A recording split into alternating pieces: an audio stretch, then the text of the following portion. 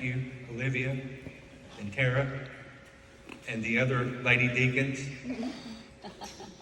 Are we good? Yep, we're good. Okay. Tonight I want to talk about the iconic women of Henry County. I come up with 3 or 4 different titles for this, but I thought iconic was good. And several people have asked me how I come up with these specific ladies. There's 7 ladies, and it's not to say they are the greatest or the best, and you might know somebody or be related to somebody that you think should be on here. These are just the women that I have come across during the course of me writing books on the history of Henry County. I have done 9 books on Henry County, and most of them have been in the eastern part of the county. So there could be some women from Eminence, Newcastle, Sulphur, Campbellsburg. Those are the towns I haven't covered. But these are just the ladies that I've come across that I thought were very accomplished. And something really, I think, really neat to think about, and it's really mind-blowing to me, is that all of these women, with the exception of Mary June Parks, were born before women could vote. I mean, that's just amazing to me that women couldn't vote until 1920 is when women got the vote. So everyone but Mary June Parks was born before 1920. 4 of these ladies were authors. 3 of these ladies were authors, 4 of these ladies were teachers, and 1 lady was a postmaster. The paper tried to call her postmistress, but she didn't like that. She wanted to be the postmaster. She was the postmaster. So,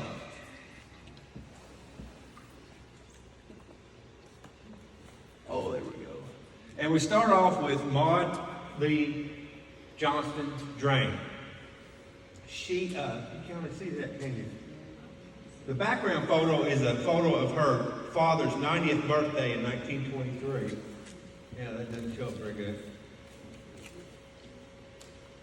But anyway, he was captain, and people might have heard of him. His name was Captain Isaac Newton Johnston, and he served in the Civil War for the Union Army. He was captured and tunneled out of a prisoner of war camp in Libby. It was called Libby Prison in Richmond, Virginia. He wrote a book about it, and I'm pretty sure that book is at the library. It's called 4 Months in Libby. That was her father. He was also the father of Joe Johnston. And I know at least one person remembers Joe Johnston. Ashley Chilton worked with him at the bank, right? Or you took him to bank meetings, she told me. But Joe wrote a book too, so this was a family of authors. Joe wrote a book called Life Begins at 80. And I know that's at the library. That's a really, really good book. And it's about him growing up in Pleasureville. And it's really neat. He was a good author. So there were at least three authors in that family. You can see it there. This is at Captain Johnston and his wife's, Annie Nash Johnston's, 50th wedding anniversary. And that is in Pleasureville. That was in 1914. And this is Maud Johnston here. She wrote the history of Henry County. It's the Green Book that was published in 1948. And it's like the Bible of history in Henry County. Every kid that's ever had to do a history report on the county has probably referenced that book. And somebody, who was it that said, had a comment about it? Was it Miss Stivers? Who had a comment about that? They had talked to somebody today and talked about how wrong she was in her history. And I told them, I said, well, people make mistakes. I think maybe it was Betsy. Oh, it was you. What did you say? I just said, I mentioned I was coming here tonight, and this person that I was talking to, I know nothing about it. She said, well, if he mentions Maud Drain, they've discovered that a lot of what she said was wrong. And I said, well, okay. That's all I said. Yeah, well, people make mistakes, and nothing's 100% accurate. I've had more than one person tell me about my books. That's not right.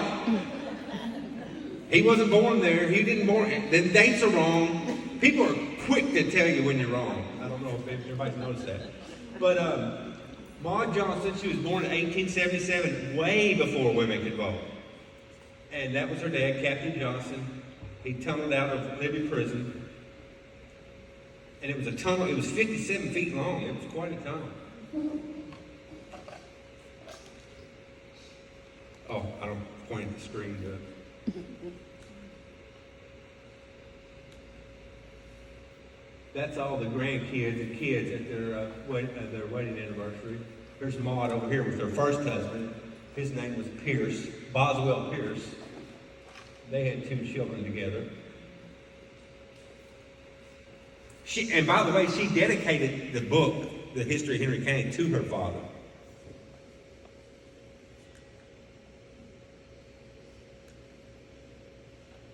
You can read all this later. That's a lot to read. That tells who's in the picture.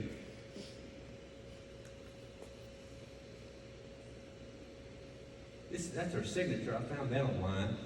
She had autographed one of her books. Best wishes, Maud Johnson Drain, July 15th, 1952. That's her. Oh, Got it near your glasses. was that it? Take him off. That's her admiring her book there in 1948. That's out of the Courier Journal. I keep wanting to. I feel like I'm watching TV with the remote. She married her second husband. He was Henry. What did I do? Henry Drain. In 1942. She was an avid historian and compiled the one and only history of Henry County in 1948. A Louisville Courier-Journal reporter who interviewed Maud and reviewed the history commented that her book was one of the best county histories he had seen. He did not know it was filled with inaccuracies.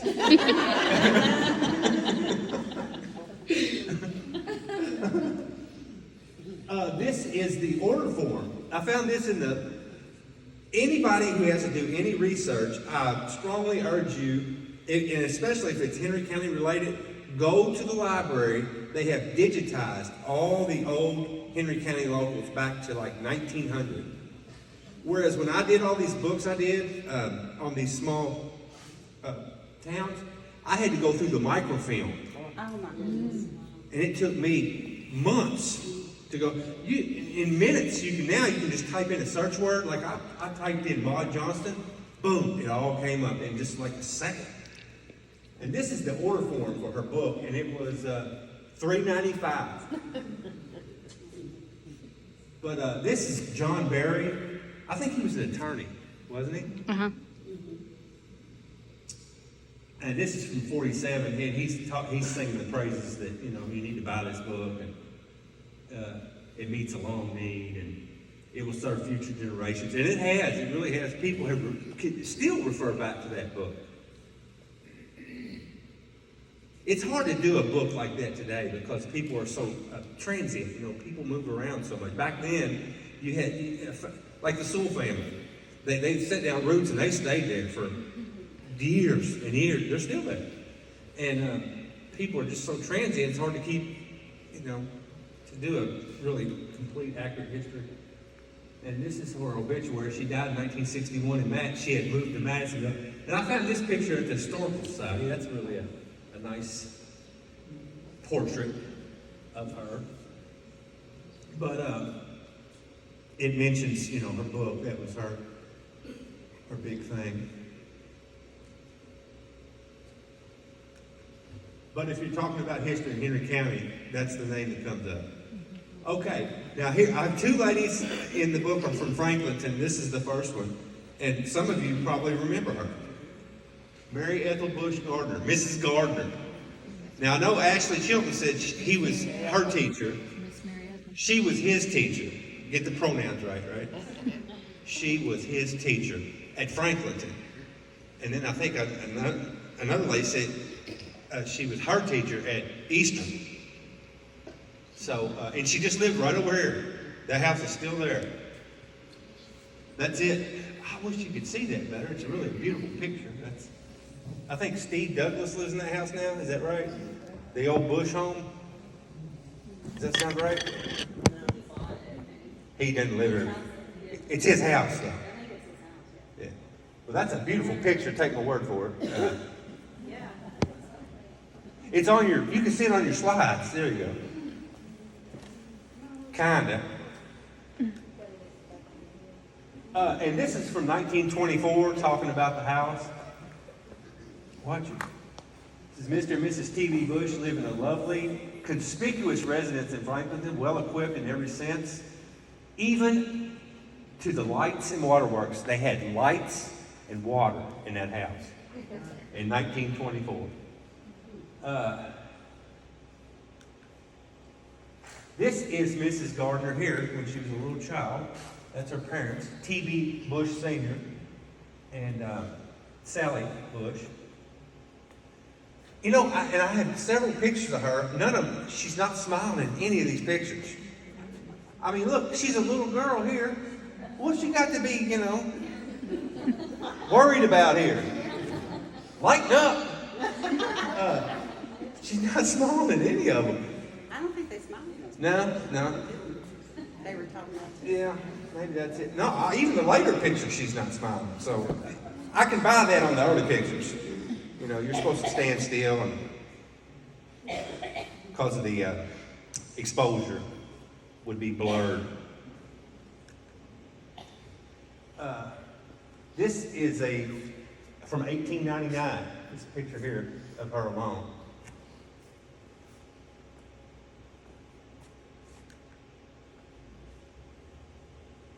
You didn't say that it's a Harry Gurlitt's photo. Oh yeah, it's an E. Harry Gurlitt's photo. Has anybody ever heard of Gurlitt's? He was a really, I don't know what's the word. Prolific. That's the word I'm looking for. He took a lot of pictures of families around here. A lot of families still have pictures that he took. A lot of them are on the old, like card stock, real thick paper. And he was really quite a famous photographer in these areas. His brother, quick aside, his brother was an attorney in New York. And Mr. Gurlitt's brother represented Rudyard Kipling in a copyright lawsuit in New York. Rudyard Kipling wrote the Jungle Book. He was a famous photographer. See, there's something going. It's the remote. Okay. Anyway, this is Miss Gardner's husband. A lot of you may not, probably don't remember him because he died in I think 1928. So No, you don't remember. probably not too many people around. Miss Selma. His name was Prentice Gardner, and he died in 28, and she never remarried. And she lived until 1985. So that's a bunch of time. She had enough men, I guess. I'm done. I did it. Been there, done that. Bought the T-shirt, and I'm done with it. But, boy, I wrote a lot on her, didn't I? They were married in 1915, and it was kind of I guess nobody expected it because it says, somewhat as a surprise came the quiet marriage of Prentice Gardner and Mary Ethel Bush, which took place Wednesday, December 22nd, 1915, at 7:30 in the bride's beautiful home, which is right there. Right over there. And he died of pneumonia. He served in World War I, and he died of pneumonia. If you can see the background picture, which you can't, he's got and you may have seen this picture before, he's got a baseball uniform on. It says Franklinton. So they had a baseball team back then. But that's how she became Mrs. Gardner. I'm sure there was 2 or 3 generations of people that never knew her husband or anything about it. So this is later on. This is 20. She's not smiling there either. Look at her. This is the first day of school. She's like, oh Lord, I got to deal with all these rugrats again for another whole year. But this is 26, and people may remember some of these people. T.B. Bush Jr., Neva Gale Walling, Charles Walling's mother, Maida Dowden Casey. She was a teacher in Shelby County. And then J.C. Dowden. Those are all grandkids of T.B. Sr. and Sally Bush, who just lived right over there. Did y'all know there was a silent movie theater right over here too? Right here in Franklinton. Yep.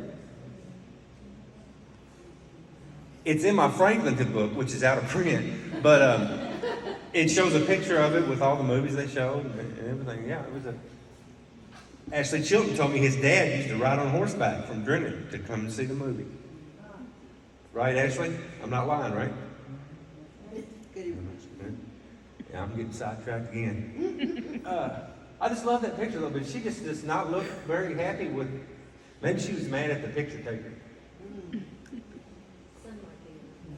Yeah, the sun was in her eyes. She didn't know. Yeah. That's her, and that's a beautiful picture, I think. She was 16 years old. She's not smiling there. 16 That's years almost old. a smile. That's. I'm wanting to smile, but he told me not to. That's in 1908, and this was a picture taken in Cincinnati at a photography studio in Cincinnati. And I got this from her great nephew, Charles Walling, who many of you probably know, right, Charles? He's a good guy. She graduated, and if you could see the background picture, you would see this. It's a picture of her and her schoolmates at Campbellsburg High School. It's in your slides. I don't know if you can make it out or not. But she graduated from Campbellsburg High School in 1913. She graduated from Eastern Kentucky State Teachers College, which is a mouthful, in 1930. It's EKU now. In 1936. They changed it to EKU in 66. And look at all these schools she was a teacher at. She taught at every school, seems like, in like a 15-mile perimeter of here. The, let's see, the Adams School, which was over on Sawmill Road, going towards Lockport, off of 22. Curitan School, which was in Point Pleasant. Franklinton School, which was right here.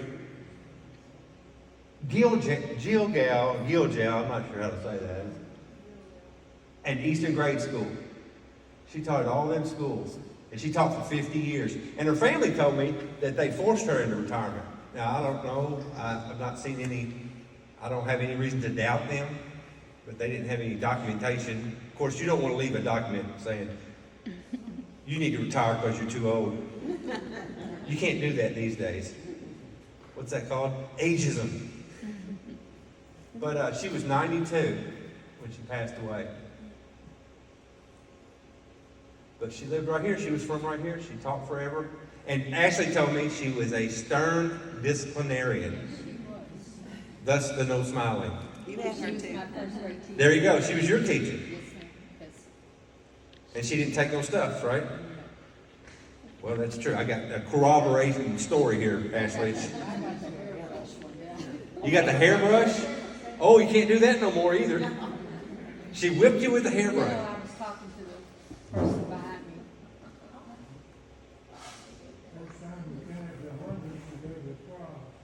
me. She gave you a what? Prize. Like what?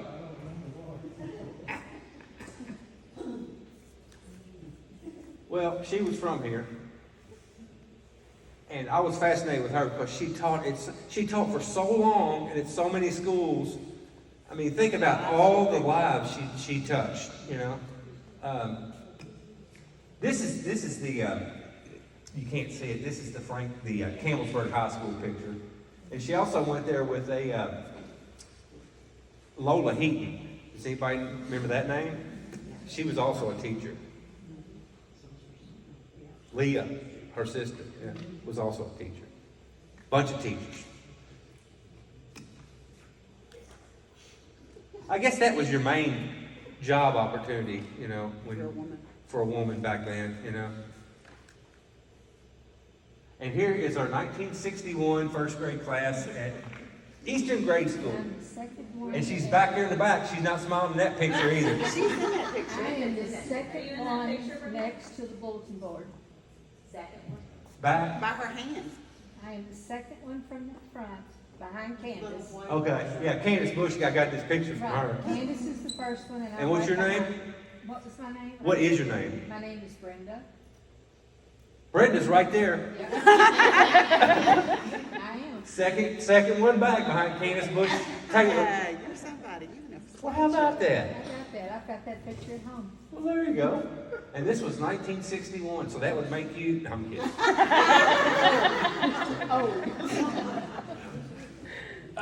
She was 92 when she passed away. And what they say about her, she was retired. See, it's sad. Your whole life is supposed to be summed up in these obituaries, and most of them are just like, well, you know, he worked here and that's it. He's gone. She was a retired teacher of the Henry County Schools. Well, she was a lot more than that, really. I mean,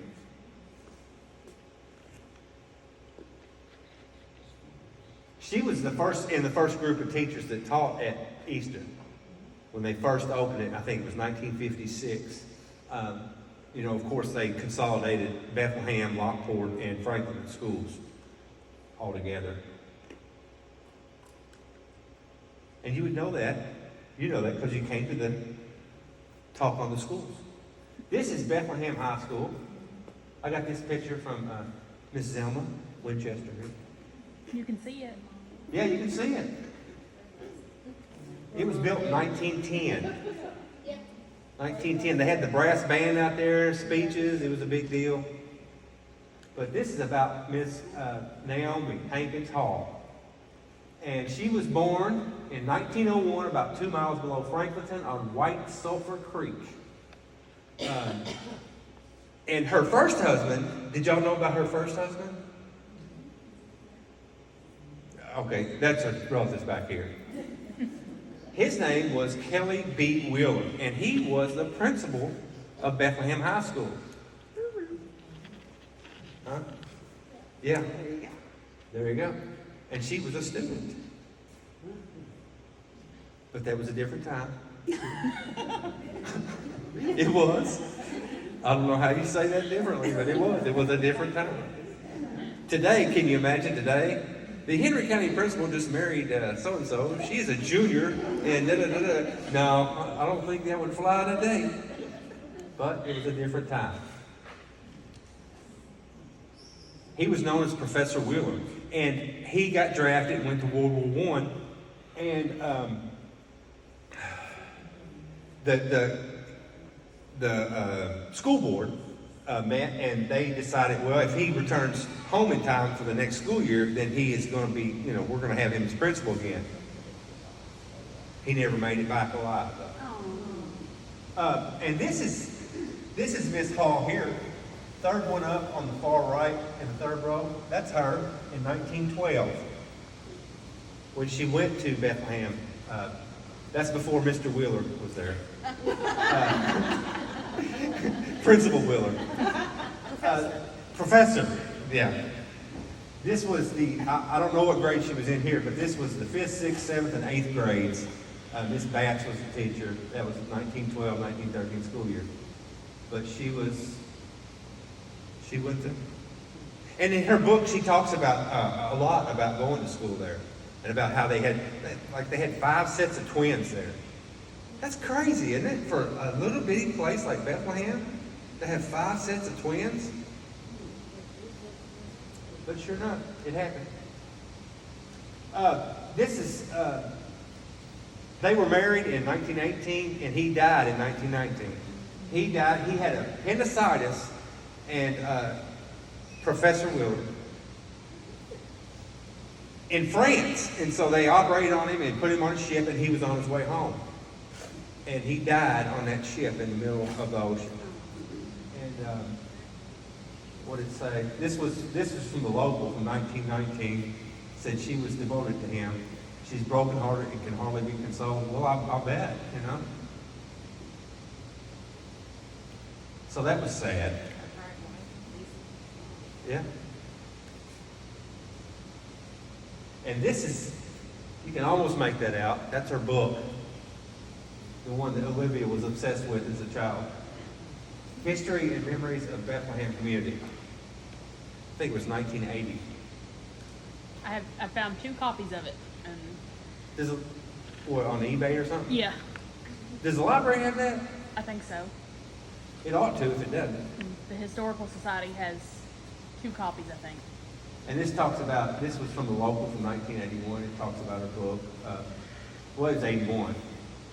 She had just published her book, and it talks about the chapters in it and what's all in it. And it was $5.95. So books went up $2 since 1948. Yeah, it was. Yeah. And she had a birthday party slash. I need to do that. That sounds like fun. She had a birthday party slash book release party, and they said hundreds of people showed up. And she said no gifts. I would have said that. She charges $5.95. Yeah, she didn't need no gifts. Just buy a book, right? See, to celebrate her 80th birthday in 1981, Miss Hall will celebrate her 80th birthday and the release and autographing of her book, Memories and History of the Bethlehem Community. She did this at Mr. and Mrs. Chester Stiver's house. Who would you? I love this. I need to do this. The Pleasantville Literary Club met Saturday, and at the home of Genevieve Tishner, Miss Naomi Hall, a local author and historian, was guest program speaker. She gave a book review on her own book. I could do that. This is a great book. Everyone needs a copy of this book. It's a must-have. It's a page turner. You'll never regret purchasing this book.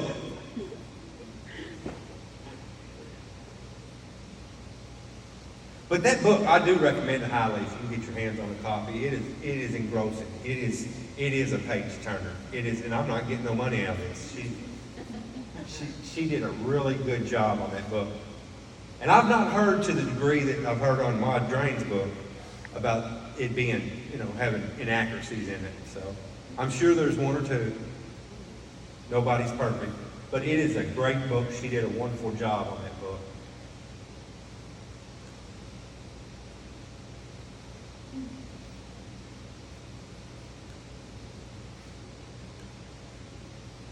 And this is her obituary. Hers is a little better than most. She was a strong Baptist, Miss Winchester. It says she's a member of the Baptist Church for nearly 73 years in Bethlehem. Sunday school teacher and very active in the Women's Missionary Society. She was your Sunday school teacher. She was a charter member of the Henry County Historical Society. There you go.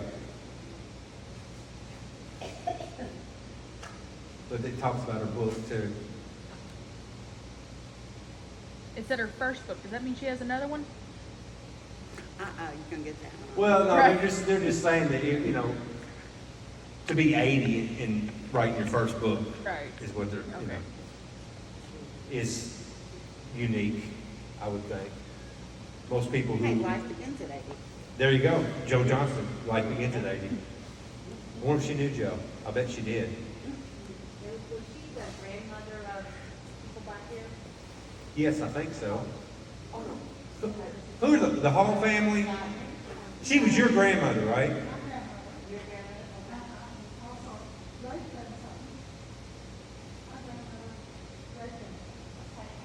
Well, she did a wonderful job on that book. Great. And you've got a copy of it with you, right? How cool are you? It's a wonderful book. It really is. Look at you, Neil.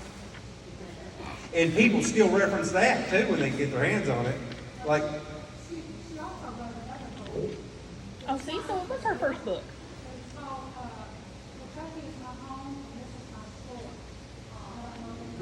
Okay, that's what Olivia wants for her birthday.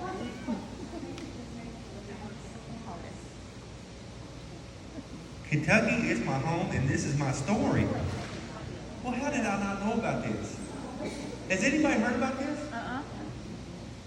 Neil. Y'all keeping it under wraps, ain't you? What's this? Why not share this with the world?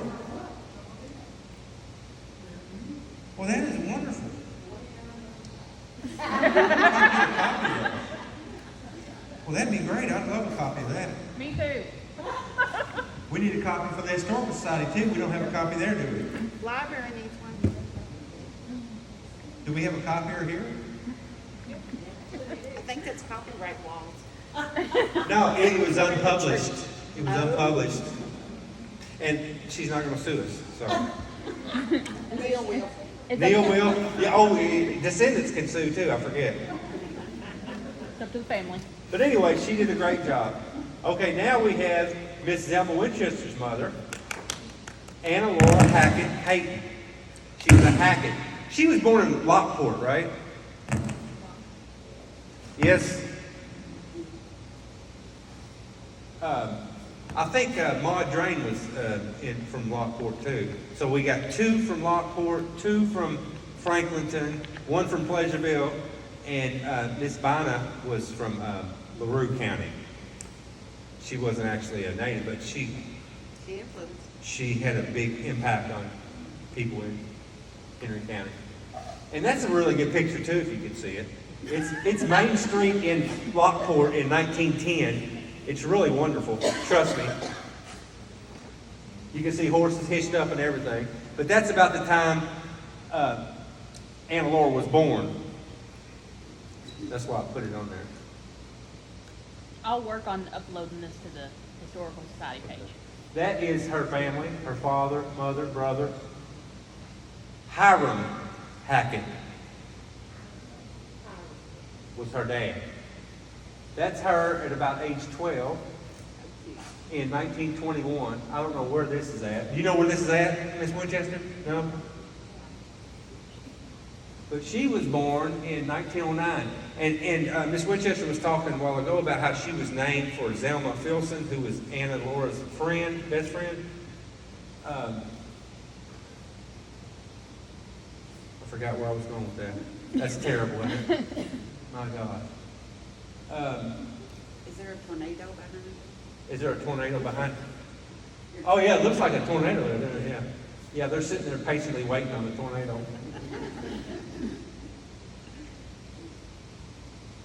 Okay.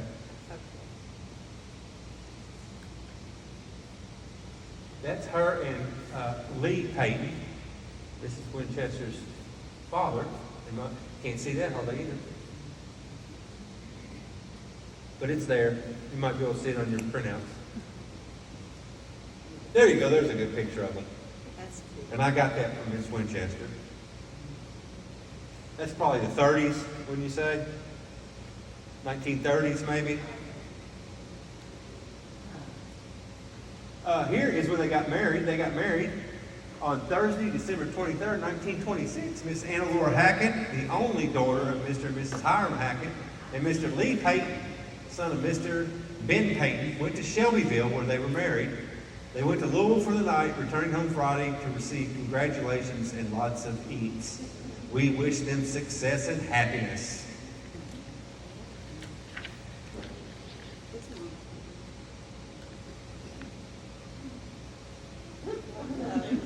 Yeah, that's distracting, isn't it? You can kind of make this out. This was from the 1980, the Campbellsburg Patriot Statesman. Does anybody remember that newspaper? Yes. This is from 1980. It says Miss Anna Laura Payton displays a copy of the postmark, which has won herself and the post office in Bethlehem, Kentucky, worldwide fame. And very long working days processing all that extra Christmas mail. Just not as So the postmark was initiated in 1947 by then postmaster. Again, the paper tried to call her postmistress numerous times. She did not like that. She was a postmaster. Just like all the men, just like... They don't allow it. It's postmaster, period. Right. Whether you're a man or a woman, it's postmaster. Right. Because I'm the 3rd generation down in that post office. Right. Well, they tried to call her postmistress. She didn't like it. So in 47, she noticed that a lot of mail was coming through the post office there in Bethlehem, wanting to get staffed with just, the Bethlehem cancellation stamp for Christmas. And so she decided to have a rubber stamp made to add that to the cards of the 3 wise men traveling to Bethlehem, and she applied it ready for an added touch. Which it's amazing how that's, think about that. 47 is what? That's 76 years ago. Yeah, yeah. The original stamp, I used the first year we were down there. Wendy and I used the original stamps. after that, they kind of fell apart, so we had to have new ones made. Yeah. But the original stamp was used up until 3 years ago. Look at her here. She looks like, what have I gotten myself into? This is from 1961. Says she's sorting through a few of the many thousands of greetings which she will handle during the Christmas season. So she really made it hard on herself because it really multiplied the amount of mail that was coming through the post office. You have, what, over 100,000? There was one time, I think, there was 100,000 one year. Wow, that's a lot. Last year we did 12,000 still. So do people bring their cards to Yeah. Bethlehem and get that done? They bring their cards. I always ask anybody that if you're gonna bring them, please buy your stamps from Bethlehem. Because that is what helps keep that little post office Open. there and open. That 1 month, we did $6,000 this last year in that 1 month. I won't do that the rest of the year. I'll be lucky to get close to anywhere near it. This is a good picture if you can see it. This is Miss Anna Laura here, and this is Miss Zelma Winchester, and they are processing. She pulled her whole family into it. They're processing Christmas cards there in December of 1978. That's a really good picture. Mm-hmm. Maybe you can see it a little bit on your printout there. Word spread over the years, and each December more and more people came to have their cards mailed from Bethlehem. After many years of dedication, Mrs. Peyton retired in April of '81. Her son Cecil became postmaster. His sister Zelma worked as a post office clerk, and together they continued this tradition. The Peyton family served Bethlehem. Uh-oh. What did I do? Going the wrong way, huh? It's not a TV. From 1935 until 2001. This is an old article, so if you've been working there, it's beyond 2001. In 2005, Postmaster Susan, how do you say that, Leopold, added the word "from Bethlehem" since 1947. So that was added in 2005. So the postmark can always be traced back to the postmaster who started it. And that's what it looks like. From Bethlehem since 1947. Think how many people have saved that envelope. Yeah, I did. That's mine.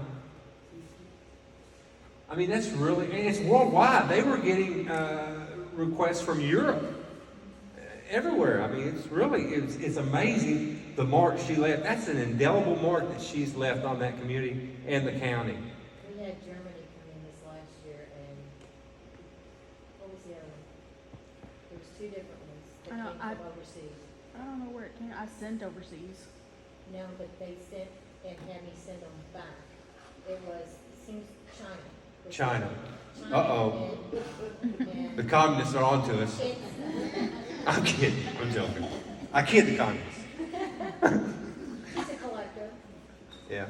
So, and they don't like it because you can't, it used to be Uncle Cecil would put the stamp on the 25th. Post office is not open on the 25th. You cannot legally stamp it on the 25th anymore. So I always do it on the 24th if they have it for that. This is, looks like the 14th, maybe. I don't know. I can't quite make that out. This is Mr. and Mrs. Peyton on the bridge at Lockport when the bridge looked like that. So I don't know when that was. Probably late 20s, something like that, early 30s. Yeah. That's Lockport. Joy, we still do all those by hand. That's crazy. Yeah. That's just so cool. She was received an award from the Postmaster General in Washington, D.C.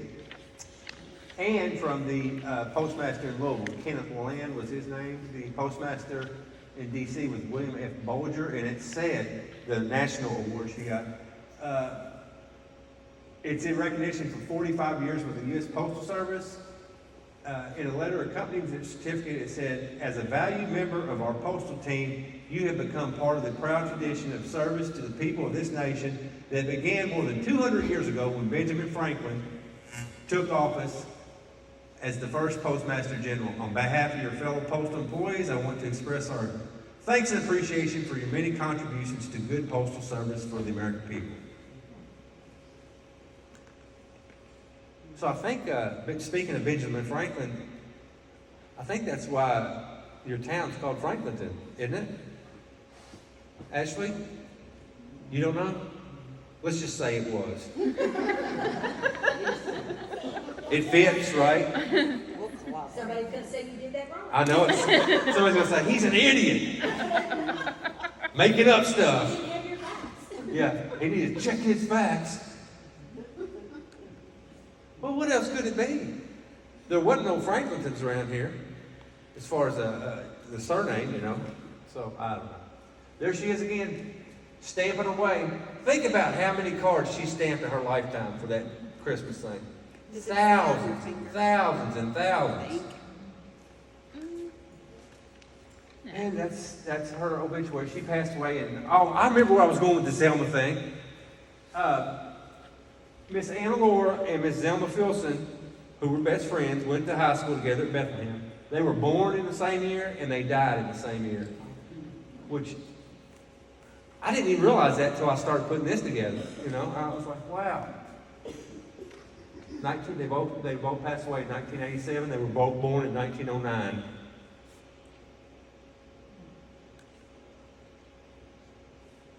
And this is Miss Filson. Now, a lot of you remember her, I'm hoping, right?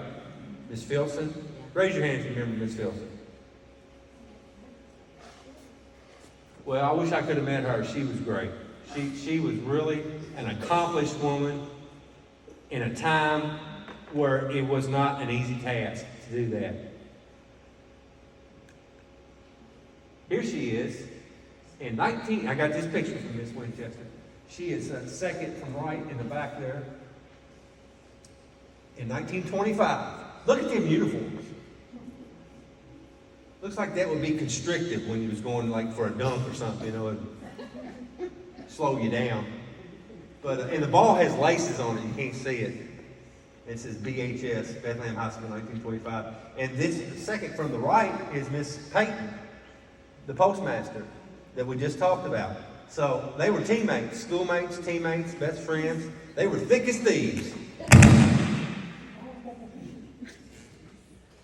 Gee, so Pete, man. That'll wake you up. Call them thieves either. Oh yeah, that's an incorrect term. I should not have said that. They were very good friends. And this was an article from 1924 specifically about Miss Filson, who was Miss Leach. Her maiden name was Leach. A lot of people probably didn't know.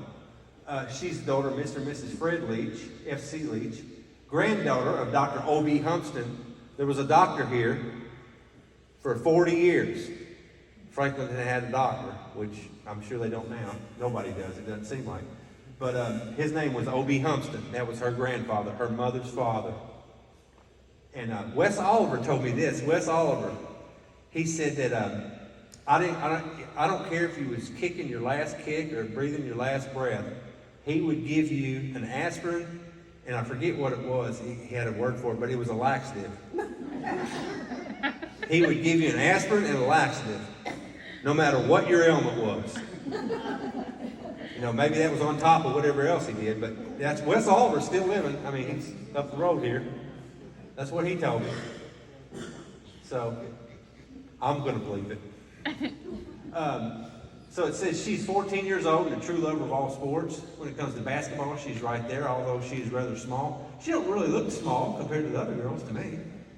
She's a sophomore in high school and has a splendid dramatic ability. She's also good at the piano. She is a good old friend to have.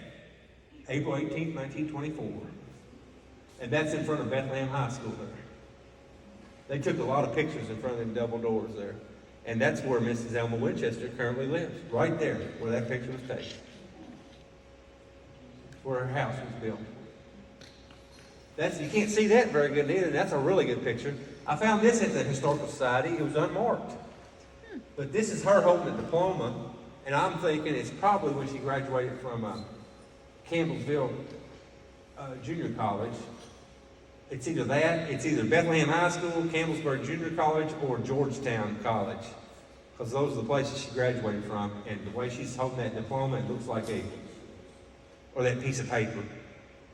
It looks like a graduation. I'm taking liberties again, ain't I? She was born here.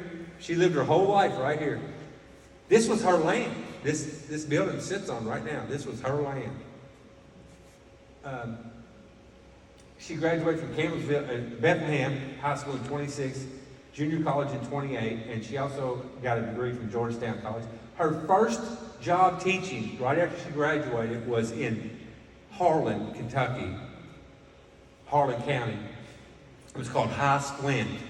It was a coal mining camp. And she lasted there about 1 year. She was ready to come home. She had never, think about it, she spent her whole life right here in Franklinton. And I'm sure that was like Mars. Here she is right here. Third row, straight up, right in the middle. That's her. Right here, she went to school. That's Franklinton, which was a high school, a 2-year high school back then. And this is about 1918.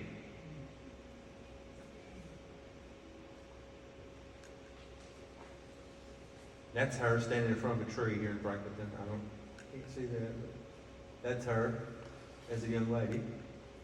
And this talks about her experience in eastern Kentucky at the coal mining camp. It says, a great many people have a long impression concerning mountain schools, supposing them all to be one-room log structure with one teacher. In reality, there are very few, if any, such schools in the mining districts.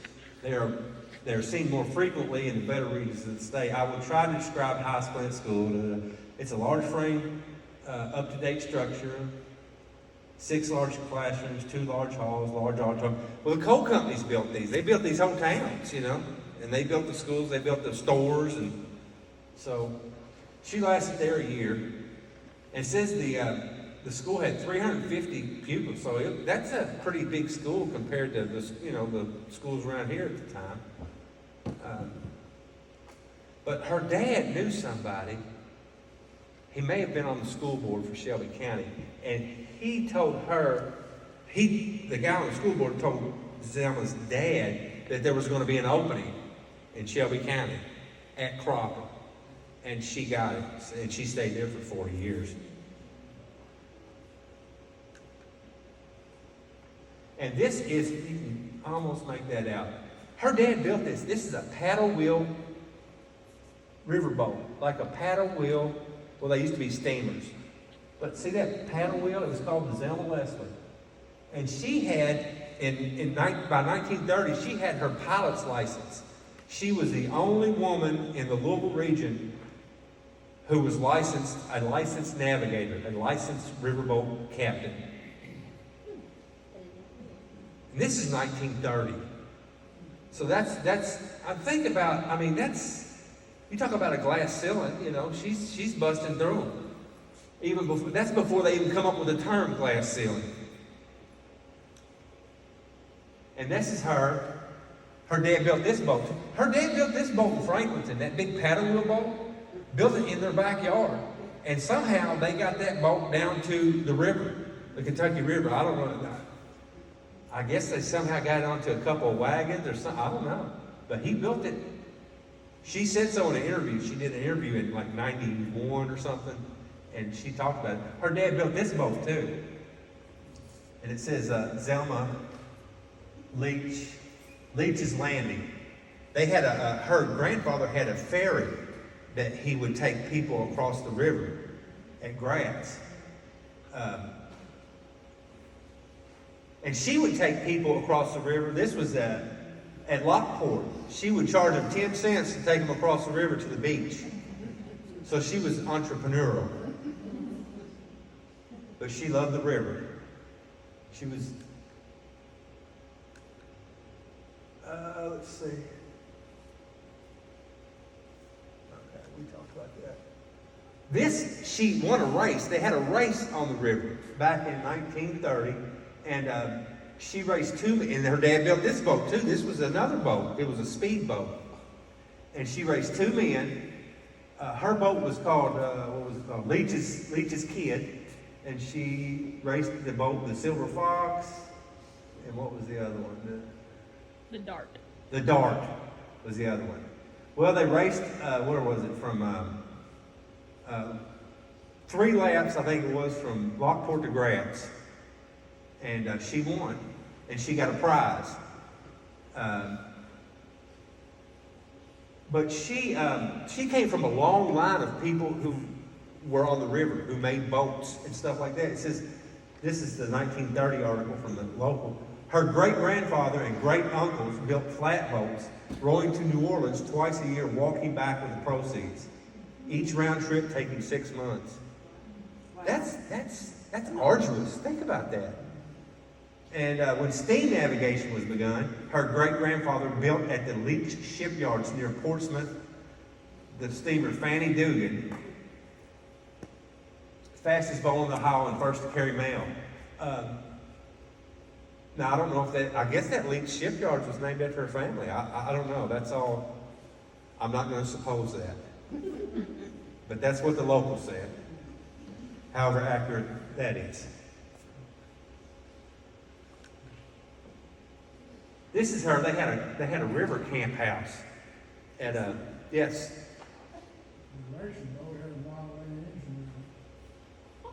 Huh. They had a camp house in I think it was near Gratz. That was it right there.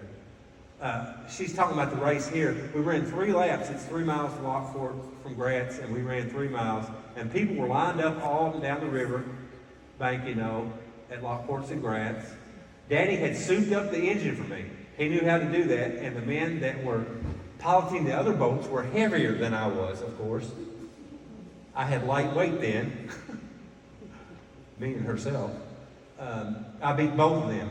My dad was a riverman. He was a clerk on a steamboat for a while, and quite a few of the people in my family were pilots and just always river people.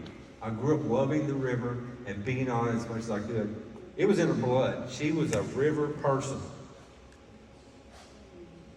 This is a picture of the 1933 World's Fair in Chicago. She went to that.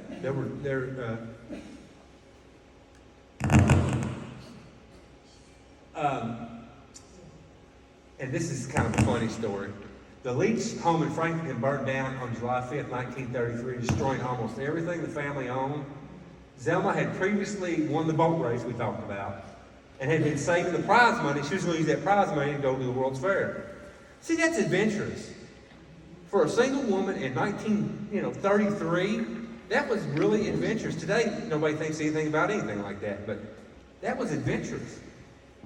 And Miss Filson talks about this in the following excerpt from a 1990 interview. And she said this is quoting her directly. And I had one arm full of clothes. I didn't even have a sweater. I didn't even have a coat. I had some shoes. And Mother said, you'll have to take that boat money and buy you some clothes. And my dad said, why, hell no. Take it and go to the fair like you planned to. I said, we'll freeze to death. I said, I'll freeze to death in Chicago. I said, it gets cool up there. I had a cousin in nursing up there. So the man next door took me to Louisville. The house burned on the 5th of July, and coats and jackets were marked down. He took me to Louisville, gave me the money to buy a coat, and I took off to the World's Fair and had a grand time. That's adventurous. And she talked later in that interview, I didn't put it on there, she eventually paid the guy back, with teaching money from Cropper. And that's the World's Fair logo from 1933 in Chicago. This is her, quick aside, this was the doctor I was telling you about, her grandfather, Dr. Orlester Bariah Humston, O.B. Humston.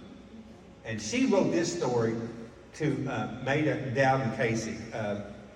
Maida was asking for history of Franklinton stories, and Zelma Filson wrote her this. She goes, my grandfather delivered all babies in the home. After delivering a fine boy, the man of the house was walking in the yard very upset. Doc, that baby ain't mine. We ain't been married long enough. I got sense enough to know that I ain't gonna live with her. And the doctor said, how long you been married, George? 4.5 months. How long has your wife been married? 4.5 months.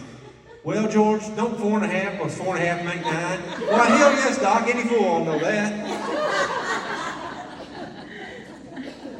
That's funny.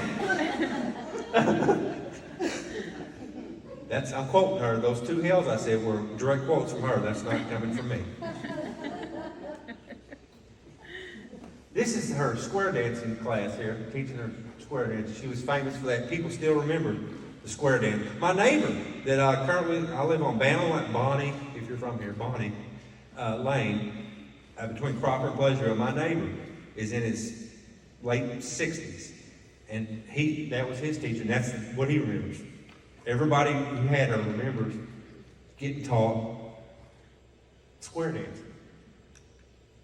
Did she work with the Franklinton group, Ashley, that was on TV and stuff in the 50s?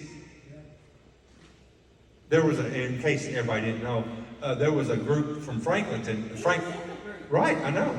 The Franklinton 4-H club had a group that was square dancing, and they were on TV in the 50s in WHAS in Louisville, and Ashley Chilton was one of the dancers. He's still dancing. But she helped teach them too. Only when I get after him. Which is how often? She taught at Cropper School for over 40 years. She was a Franklinton correspondent for the Henry County Local. Remember the columns in Local would talk about so-and-so had dinner with so-and-so. Everybody does it now on Facebook. They take a picture of their food and they're saying, I'm here with Joe, here's my food. Well, in the old days, they had a column of all the little towns, and they talked about who did what, and who's sick, and whatever the news was in the town. She was a correspondent for Franklinton. She piloted her own riverboat, we talked about that. She raced boats. In addition to teaching square dancing, she read Tom Sawyer to her students, and she did all the different voices of the characters. She made a positive and lasting impact on many, many lives. To this day, many of Miss Filson's former students still remember her as their favorite teacher. Still. This is her. I love this picture. I'm guessing this is from the 30s. This is her, and lines cut a little bit, but this is her on the far right. And those are two. I think I've learned. Two other teachers at Cropper School, Irene Brown and Nancy Godby in the middle. And I got that picture from Miss Jenny Bohannon. I think she's 96 this year.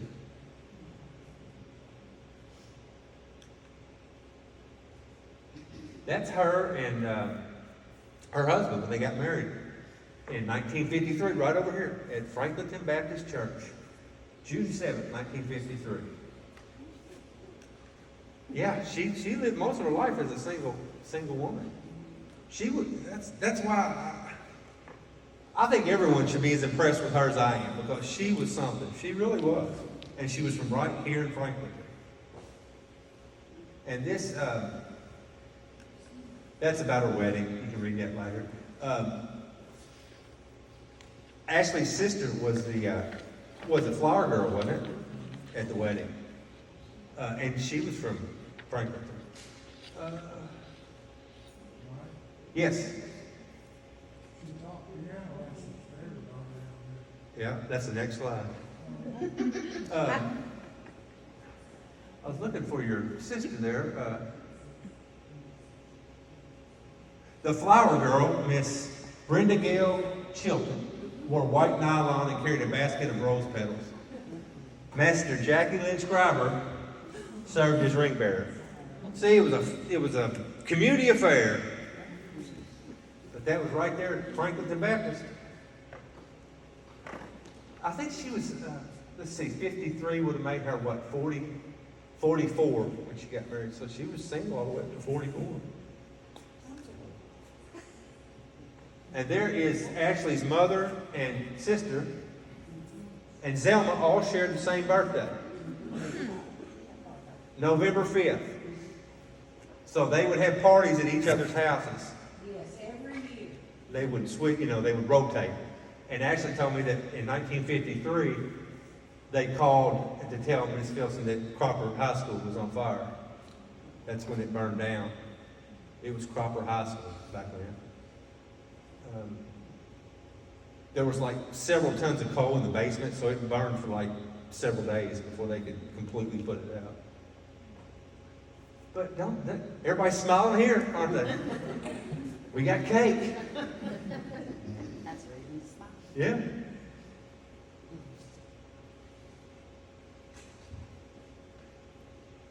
Well, I wish you could see that better. That's one of her piano classes, music classes. This is from 1961. You can see it on your printouts probably. And it lists all the people. You can see Charles here because he's got a dark suit on. This is Charles Wally in 1961. This is her class from 1956, and this is right over here at the church. They're about to give a recital, April 16th, 1956.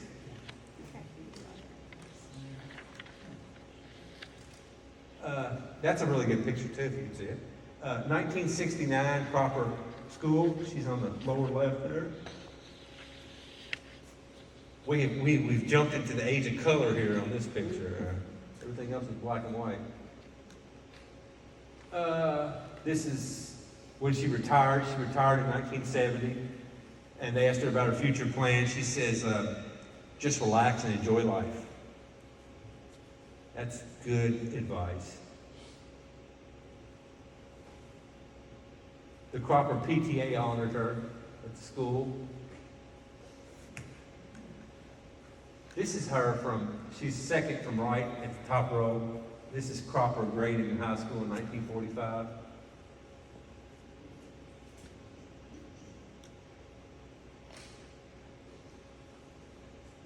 That's her holding up 2 cats. I don't know, was she a big cat person?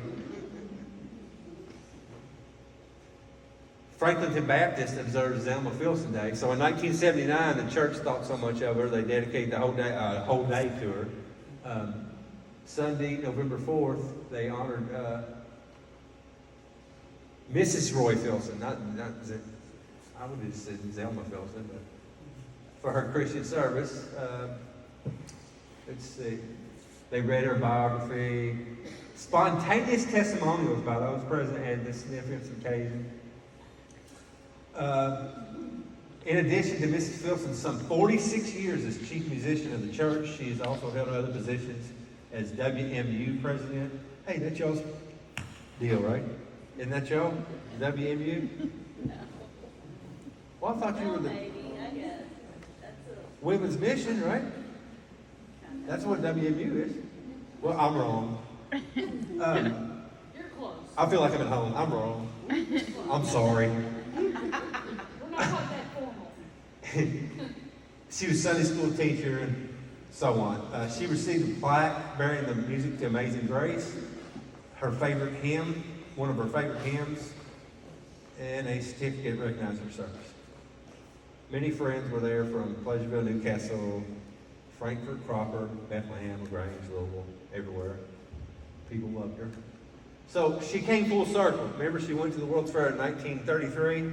She went back in 1982 in Knoxville, and she went with her best friend, Mrs. Lee Payton went with her, and also Mr. and Mrs. Gail Chilton went with her. Do you remember that when they went to that, Ashley? Well, they did. Well, the locals said they did. So, I remember it. do you? Yeah, I remember So I just thought that was kind of neat that, you know, she went in 33 and then she went back in 82. So looks a little different than the 1933 Midway, doesn't it? This is her and her class at the Cropper School in 1945. You can't really see her, but she's on the far left there. That's before the school burned down, obviously. And this is her, see, this is her obituary. It's just very sparse. I mean, think about all the stuff that she had done. And it just, she's survived by distant cousins, and here's the pallbearers, and Did she have any of her own children? she didn't have any children. She has lots. Preceded to death by her husband.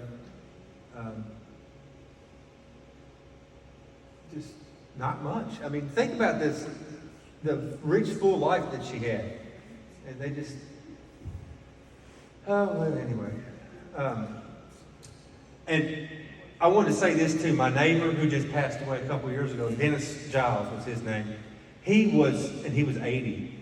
He was a student of hers at Cropper. And he said, this is a quote from him, "She was the nicest and sharpest teacher I ever had." And he went to college. He graduated from Georgetown College. She used to read Huckleberry Finn to us and taught us the Virginia Reel, which is a square dance.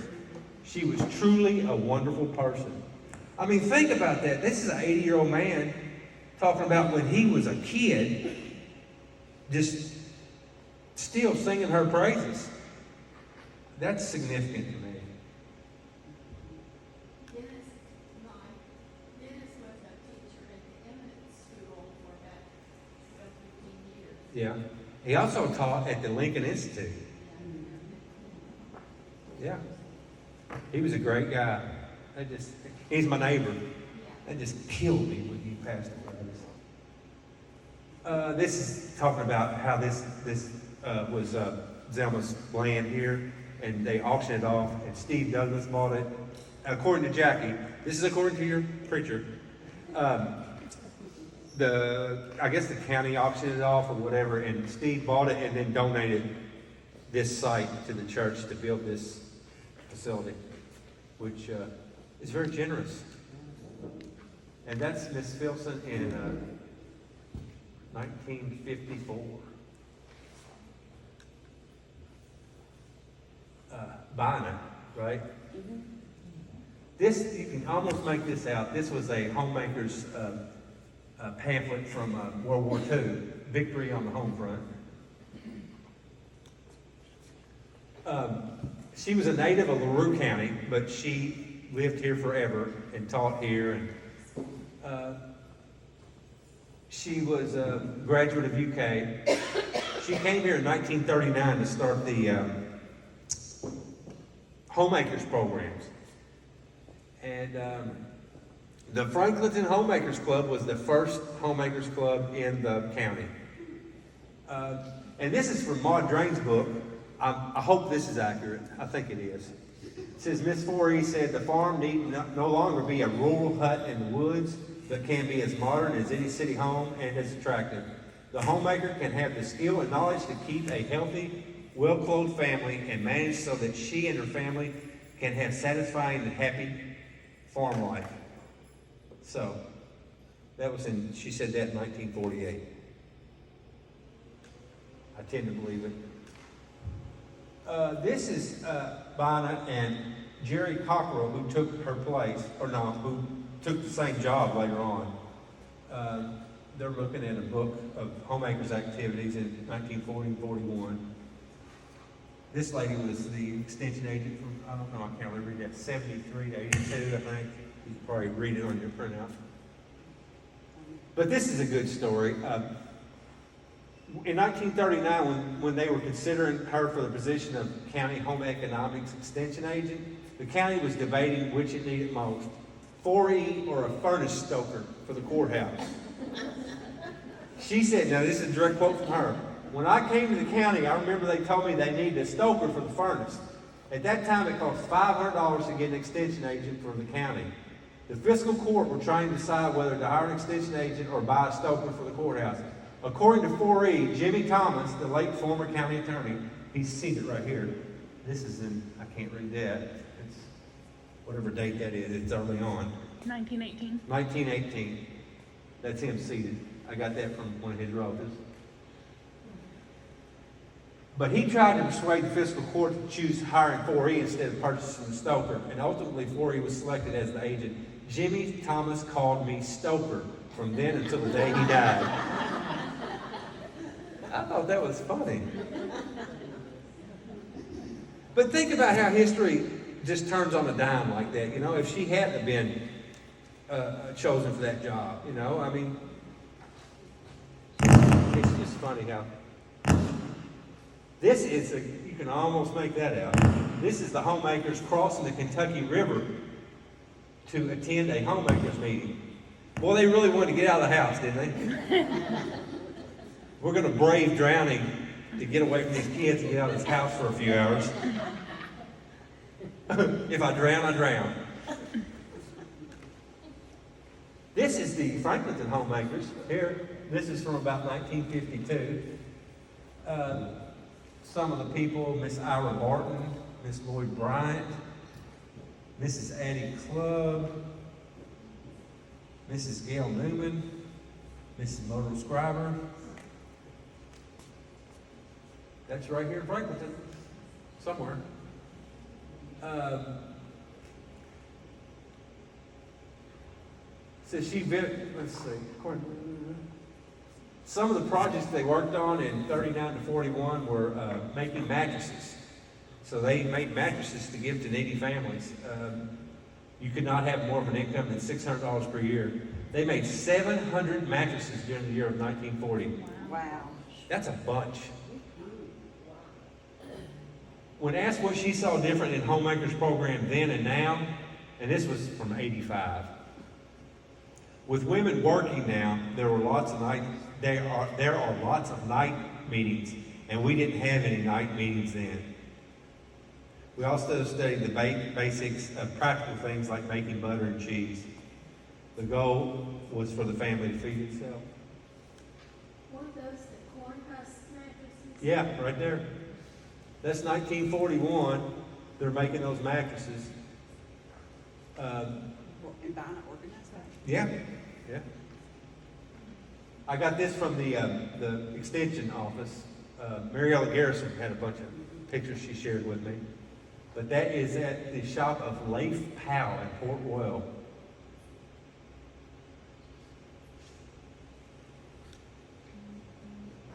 This, you can't see that either, but that's a good picture.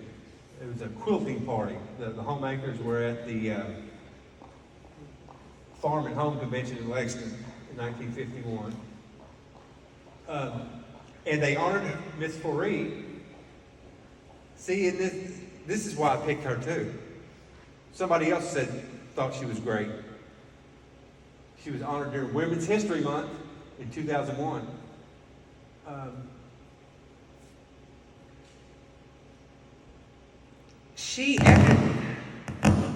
What am I doing? After she retired from the homemaker's job, or the extension job, she began teaching.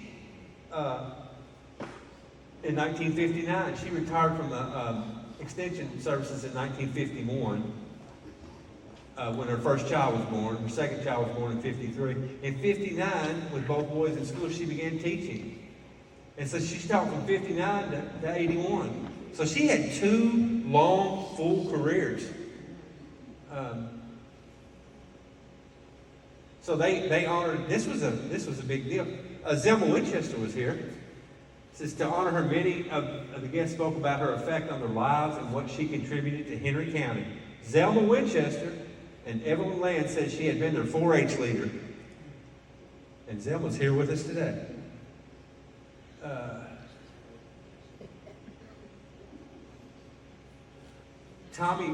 Judge Executive Tommy Bryant, or Assistant Judge Executive Judy Roberts. Is that the Judy Roberts?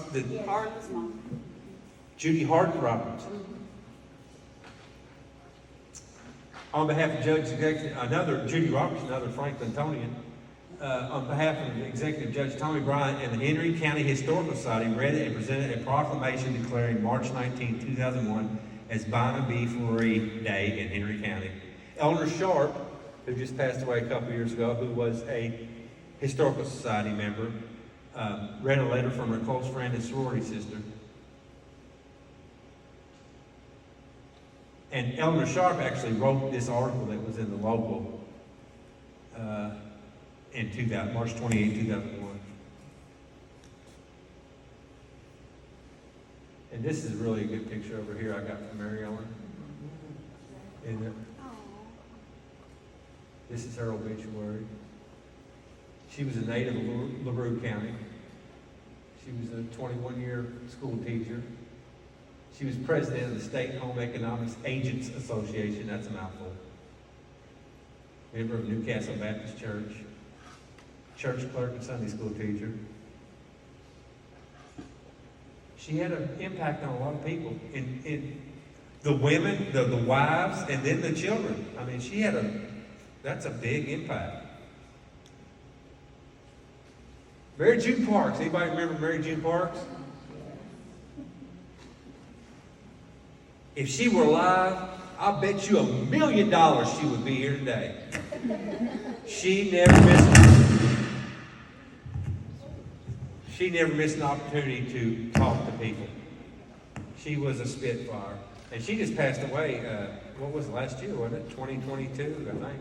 Yeah, there it is right there, yes. I don't know what I'm doing wrong.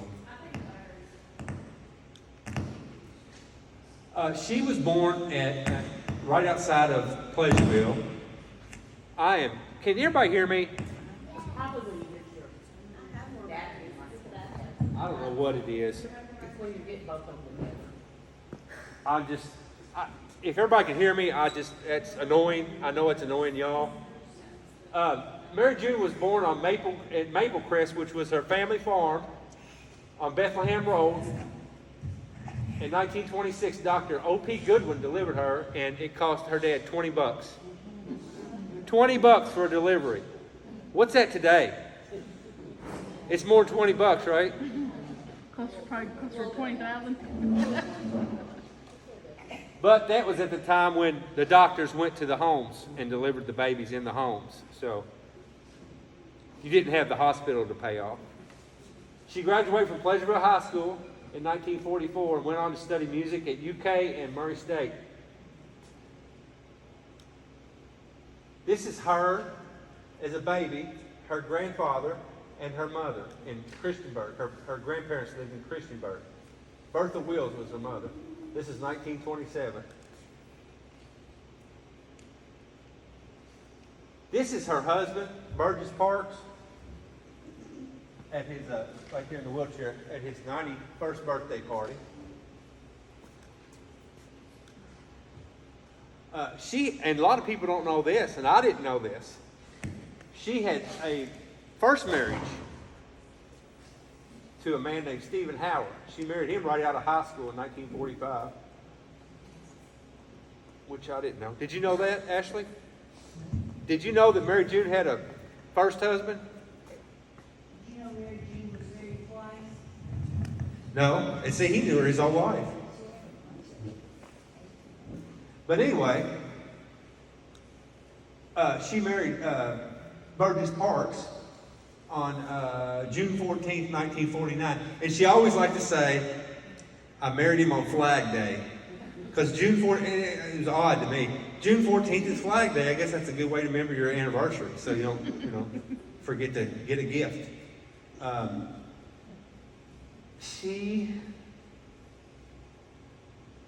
And Burgess was the principal at Cropper High School. He was the principal, her husband, principal and basketball coach at Cropper High School. And funny story quickly about Dennis Giles. We were talking about Dennis a while ago. Well, he also knew Mary June. And Mary June was his teacher as well. I wish Dennis was here. He could tell you some stories. He'd have to clean them up, but he could tell you some stories. But he said Mary June was his teacher, and he noticed that she was spending a lot of time in the principal's office. Because this was before she and Burgess were married. And she had been in the principal's office for a while one day and came back to the classroom, and he made the snide remark of, you're spending more time in the principal's office than you're spending in here teaching us. Well, she didn't like that. And she went to the principal's office again, and Dennis got whooped over that. So Spike was his nickname. He said Burgess came to the door and said, Spike, you got to come with me. He said he lit him up. Wham! He said, I never said anything like that again to her.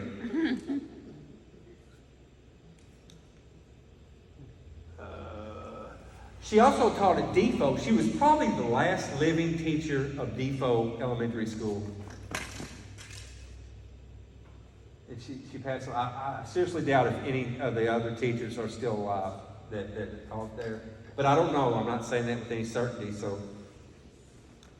but I'll bet you. This is them on their honeymoon in 1949.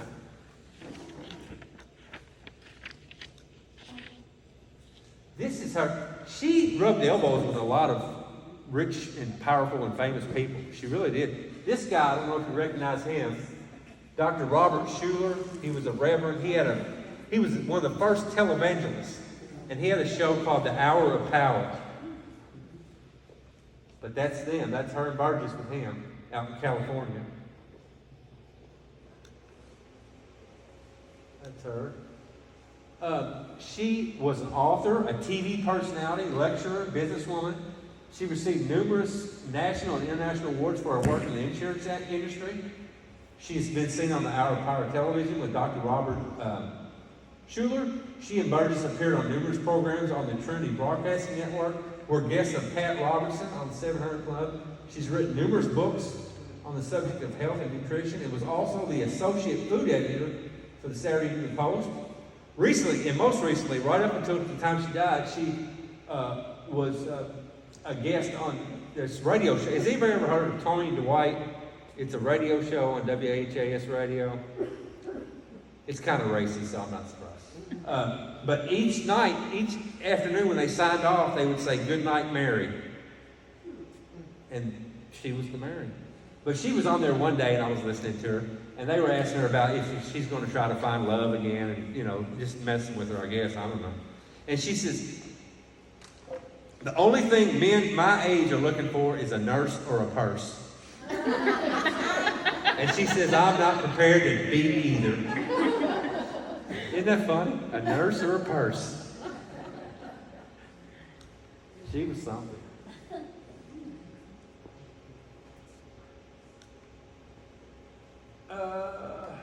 She got an international award for the insurance field. This is her receiving the award from the Lieutenant Governor, Harry Waterfield. Is it Waterfield? Yeah, Waterfield, 1970. She was in the who's who of insurance, who's who of women, of the personalities in the South, community leaders of America. I mean, she was just, you know, accolade after accolade. She was very accomplished. And this is I just put these all together. This is her with Martha Lane Collins, governor. That's her and her mother with Louis B. Nunn, governor. That's her with Harry Smith. Does anybody know who Harry Smith is? He's on CBS. He is a national correspondent. Harry came to, and y'all probably should remember this. He came to Bethlehem. This is why he's in this picture. He came to Bethlehem to do a story on the Christmas stand back in 1996. And he went there and he talked to your mother, Anna Laura, and she told him about Mary June. She told Harry Smith that Mary June had left Henry County in 1957, but still comes back every year to get her Christmas cards stamped. And then Mary June told Smith, "I tell people I was born in Pleasantville, just 3 miles south of where Jesus was born."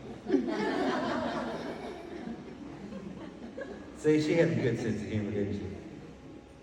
And that's her with the televangelist again at the bottom there, bottom right. This is her. You can't really see this, but this is, she wrote forwards for 2 or 3 of my books, and this was 3 or 4 actually. She loved to write. She really did. This was at the Crocker Fire Station in 2017. She spoke at the event, and she was just very pleased to be there.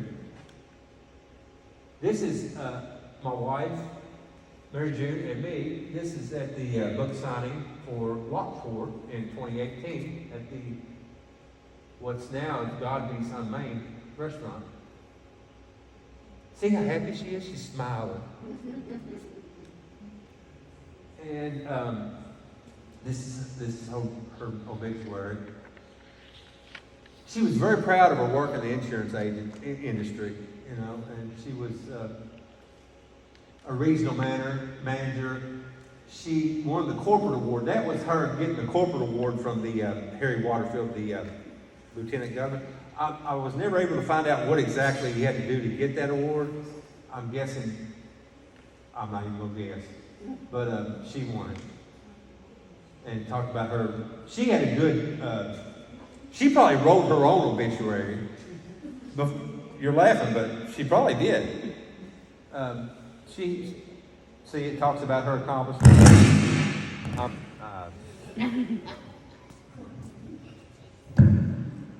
But that's it. That's it. Thank you. Any questions? It was awesome.